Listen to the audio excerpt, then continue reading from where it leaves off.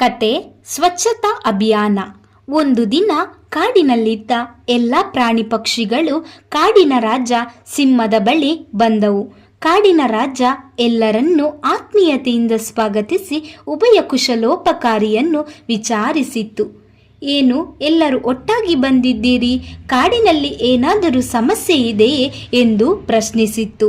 ಆಗ ನರಿ, ತೋಳ, ಚಿರತೆ, ಜಿಂಕೆ, ಗಿಳಿ, ಕೋಗಿಲೆ ಇನ್ನಿತರ ಪ್ರಾಣಿಗಳು ಕಾಡಿನಲ್ಲಿ ಇತ್ತೀಚೆಗೆ ಸ್ವಚ್ಛತೆಯ ಅರಿವು ಕಡಿಮೆಯಾಗಿದ್ದು ಎಲ್ಲ ಕಡೆ ಕಸದ ರಾಶಿ ಬೆಟ್ಟದಷ್ಟು ಹೆಚ್ಚಾಗುತ್ತಿದೆ.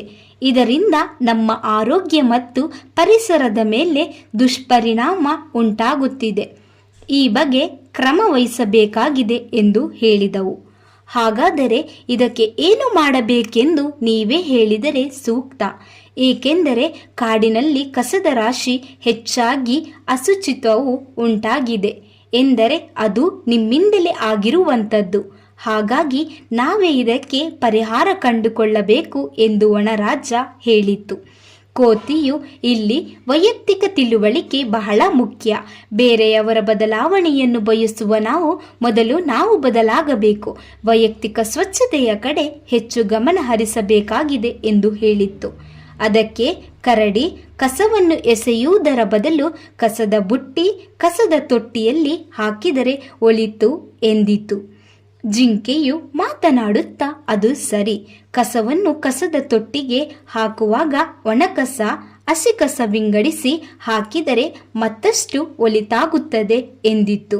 ಇದರಿಂದ ಹಸಿ ಕಸವು ಮಣ್ಣಿನಲ್ಲಿ ಕರಗಿ ಗೊಬ್ಬರ ಆಗಲು ಅನುಕೂಲವಾಗುತ್ತದೆ ಮತ್ತು ವಿಂಗಡಿಸಿದ ಕಸದಲ್ಲಿ ಕೆಲವೊಂದು ವಸ್ತುಗಳನ್ನು ಸೂಕ್ತವಾಗಿ ವಿಲೇವಾರಿ ಮಾಡಲು ಅನುಕೂಲವಾಗುತ್ತದೆ ಎಂದು ಹೇಳಿತು.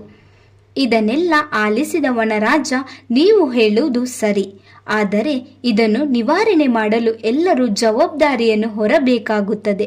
ಆದ್ದರಿಂದ ಕಸ ವಿಲೇವಾರಿ ತಂಡ ರಚಿಸಬೇಕು ಎಂದಿತ್ತು.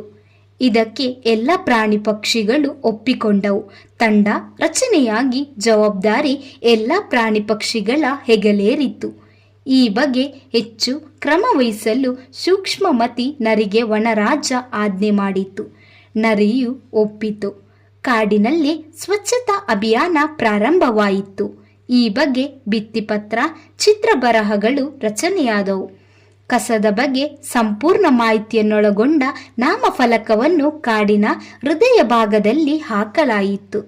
ದಿನ ಕಳೆದಂತೆ ಕಾಡಿನಲ್ಲಿ ಕಸದ ರಾಶಿ ಕಡಿಮೆಯಾಗಿ ಸೂಕ್ತವಾಗಿ ವಿಲೇವಾರಿ ಪ್ರಕ್ರಿಯೆ ನಡೆಯಿತು. ಪ್ರಾಣಿ ಪಕ್ಷಿಗಳಲ್ಲಿ ವೈಯಕ್ತಿಕ ಸ್ವಚ್ಛತೆಯ ಅರಿವು ಮೂಡಿತು. ಕಾಡಿನ ಸೌಂದರ್ಯವು ಹೆಚ್ಚಿತು. ವನರಾಜ ಎಲ್ಲರನ್ನೂ ಪ್ರಶಂಸಿಸಿತು. ವಿಶೇಷ ಔತಣಕೂಟದಲ್ಲಿ ಎಲ್ಲ ಪ್ರಾಣಿ ಪಕ್ಷಿಗಳನ್ನು ಗೌರವಿಸಿತ್ತು. ಈ ಕಥೆಯ ನೀತಿ, ನಾವು ಸ್ವಚ್ಛವಾಗಿರಬೇಕು, ನಮ್ಮ ಪರಿಸರವನ್ನು ಸ್ವಚ್ಛವಾಗಿಡಬೇಕು.